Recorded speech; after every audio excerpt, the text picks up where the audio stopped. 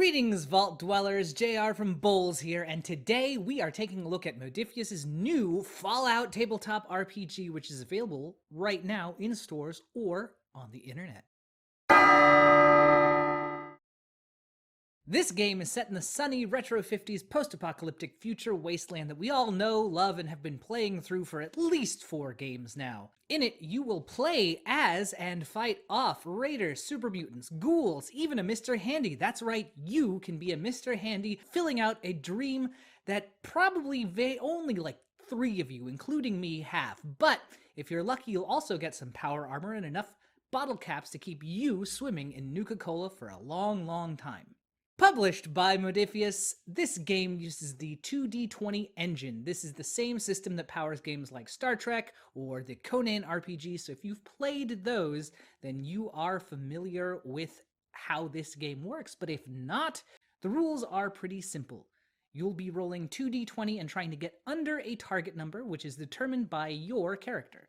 You take your attribute number, your skill number, and you add the two together and you try and roll under that.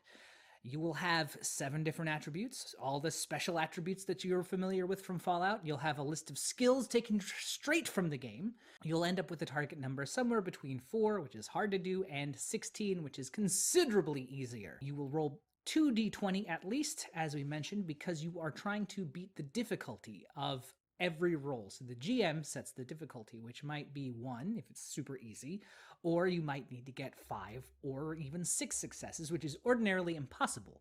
But by and large, that's what you're doing. You're putting together a pool of dice, and you're trying to beat a target number, and you're trying to get a certain number of successes. How do you get the more dice to roll to get more successes? Well, you have several currencies that you can use. The 2d20 system runs on like a pool of player-created points in Fallout. They're action points, and you can use them to do all kinds of crazy things, like buy extra dice to roll. That's the most common one, but you can also enhance the results of a die roll by adding extra damage or asking the GM a question that they have to be truthful about. They can't lie. It's in the rules. The game isn't a binary system, though, so if you get close, you might succeed, but succeed at a cost, or you might be able to take a complication on in order to get what you want, but be in a worse position. There's a big fail-forward principle that you can see in this. This is based on Fallout 4, so there's a lot of crafting in here, and every piece of gear that you can have in the game can be upgraded. You can upgrade your weapon, you can upgrade your armor, you can give yourself extra defense, add extra damage, change the damage type of your gun, turn it into a melee weapon, add like stim injectors to your armor so that you can heal as you need it. There's a lot. Every piece of gear has at least 1 mod slot, but there are often more.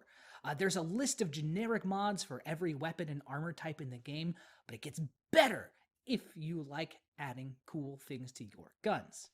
Because when we get to big guns, every weapon is unique, and that makes sense, because if you think about it, a Fat Man is a lot different from a Heavy Incinerator, which is also different from a minigun, although if you had a minigun that shot Fat Man mini nukes, but let's take a look at my favorite big gun in any Fallout game, the Gatling Laser. This has been a long-time staple of my Fallout play, and in the tabletop RPG, you can add on up to 4 different mods on this bad boy.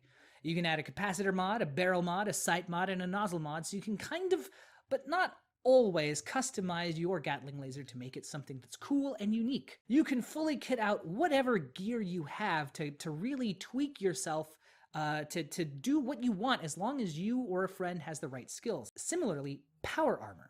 Just like in Fallout 4, it was unique. It was like it really kind of changed the way that the game worked. In the Fallout RPG, it uses the same kind of principle for the system. You'll need to find fusion cores, which you can use to power your power armor. Each suit of power armor is a mix of different power armor pieces that have different perks that they convey, different enhancements that they give to your strength. So you can like really mix and match and create the custom suit that you want. You get a suite of mods and perks and all kinds of stuff that you can do, and that's just while you're in power armor, so it's like a different mode of the game. Why will you want to be wearing power armor? Because you're going to get into combat. And in Fallout the RPG, it is a mix of narrative and tactical-ish combat. There's a loose structure. The game uses the typical theater of the mind conceits like range zones to keep track of roughly where everyone is. You don't need to bust out a grid. You can just be like, I'm engaged or I'm at long range.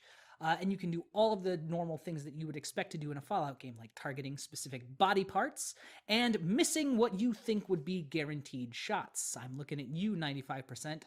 You also have luck points, which you can use to either use your luck stat in place of a normal stat. So if your perception is real low because you need glasses, you can use luck instead when you're making that ranged attack. Luck lets you re-roll a roll. It lets you act outside of the normal initiative order. There's a lot you can do with it.